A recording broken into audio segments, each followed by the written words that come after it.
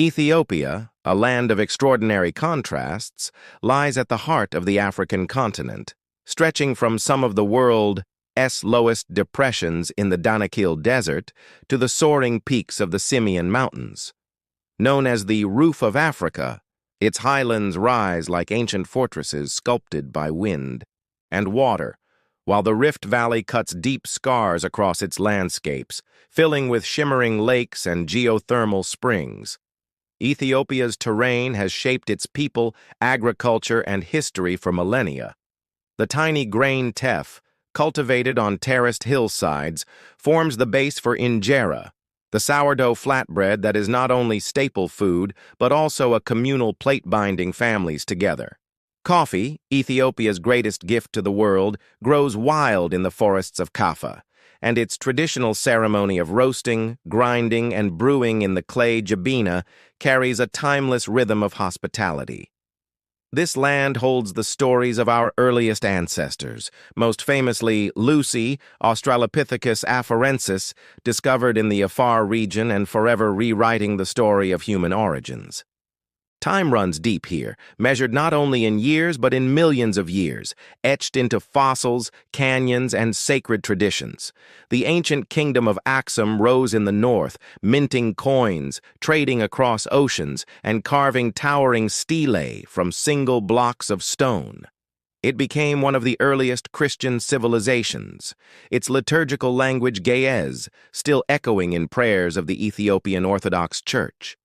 In Lalibela, 11 monolithic churches carved directly into the earth stand as spiritual marvels, their cross-shaped forms connected by tunnels and trenches, alive with worship to this day. Gondar later became a royal city, its castles and courtyards narrating centuries of emperors, chronicles, and intrigue, while nearby Lake Tana birthed the Blue Nile, its monasteries preserving manuscripts with bright-eyed saints painted on parchment. Far to the east, the walled city of Harar flourished as a center of Islamic scholarship and trade, its narrow lanes filled with color, its hyena-feeding rituals and coffee traditions testifying to a unique blend of culture and devotion. Ethiopia's spiritual diversity is vast. Christianity, Islam, Judaism, and indigenous faiths intertwine, shaping a cultural fabric that is both intricate and enduring. Its festivals are living rivers of color and devotion. Mescalas bonfires illuminating the night in September, Timkat's epiphanies where sacred tablets are carried to water, Iricha's Thanksgiving rituals by lake shores, and Enkutatash, the Ethiopian New Year, marked by yellow daisies blooming after the rains. The calendar itself is different, with 13 months and a time system counted from dawn and dusk, embodying a worldview where many ways of measuring life are equally valid. Ethiopia's people reflect the country's diverse landscapes: Oromo horsemen galloping across grasslands, Amhara villages clinging to highland cliffs, Afar caravans carrying salt across the Danakil Flats, Somali herders guiding camels under desert stars, and southern Omo Valley tribes painting bodies, braiding hair, and living traditions that seem as old as the river itself. Music flows from every region. The single-string masenko and krar lyre drive the eskista dance of rolling shoulders, while Ethio jazz fuses ancient scales with modern rhythm in Addis Ababa clubs. Cuisine paints the palate with fiery Berber spice, shiro stews, doro wat with eggs, collards, chickpeas, and the communal act of gursha, feeding another by hand, expressing intimacy and belonging. Ethiopia's wildlife is as unique as its culture: Galata baboons with heart-shaped patches grazing highland grass, Walia ibex leaping along cliffs, the Ethiopian wolf hunting in Afro-alpine meadows, ostriches and oryx striding across lowlands, and flamingos staining Rift Valley lakes pink. Ethiopia's history carries resilience. At Adwa in 1896, Emperor Menelik II's armies defeated Italian invaders, preserving independence during Africa's colonial partition. This victory inspired hope across the continent.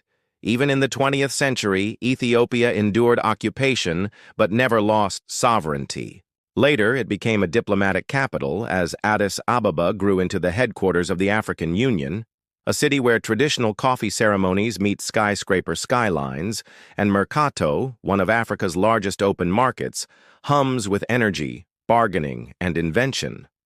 From marathon legends like Abebe Bikila, who won Rome's Olympic race barefoot, to the endless string of distance champions who followed, Ethiopia turned altitude into endurance, discipline into poetry. Today, engineers code apps, diaspora return to invest, and hydroelectric dams reshape rivers, carrying both ambition and controversy downstream. Yet Ethiopia also remembers hardship. Famines of the 20th century scarred its memory, but they also spurred systems of resilience, terracing, irrigation, early warning networks, and health outreach that turned remote hills into places of hope. Its children learn in classrooms under acacias, chanting multiplication tables in Amharic, Oromo, or Tigrinya, while reading science in English, growing into a generation fluent in both inheritance and innovation. Across Ethiopia, craft continues. Looms weaving white cotton dresses edged with blue and gold, baskets coiled with patterns that tell stories, metal workers casting lattice-work crosses that trap the light, painters giving icons eyes that gaze into eternity. Ethiopia's story is one of continuity and reinvention. It is a country of landscapes that look like geology made for cinema, of cultures that weave time into ceremony, of resilience that turned survival into triumph. Its 13 months of sunshine offer not just warmth, but lessons in patience, faith, and togetherness. Ethiopia is not one narrative, but many, each valley, each plateau, each city carrying its own cadence. And yet, bound by mountains, rivers, festivals, and memory, it stands as a single chorus in the song of humanity. Ethiopia is a land where time moves both deep and wide, where the earth's youngest crust holds the world's oldest stories, and where every dawn feels as ancient as creation and as fresh as tomorrow.